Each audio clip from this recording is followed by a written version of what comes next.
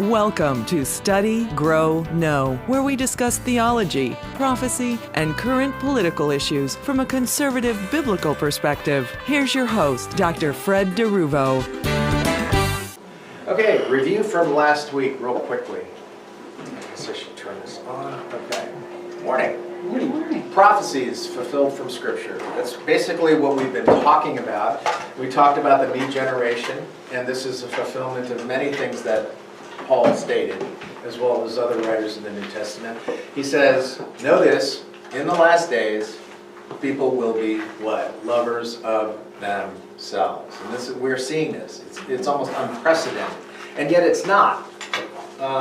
Because as we'll learn here in a few minutes, and as I mentioned previously, Jesus talked about this in the Olivet Discourse in Matthew 24, and even in Luke 17, where he talked about as it was in the days of Lot, as it was in the days of Noah.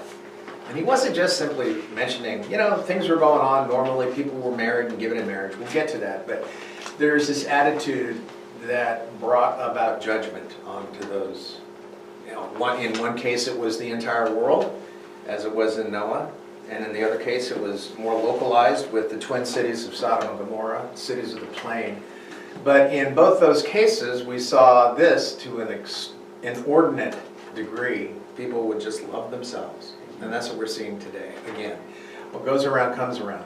So everything is my tweets, my Facebook, my music, etc. There is an emphasis on self as God. That's really what it amounts to. It's self.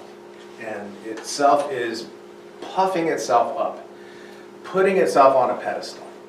2 Timothy 3:13. This is, again, Paul in that same chapter. He talks about all men and seduce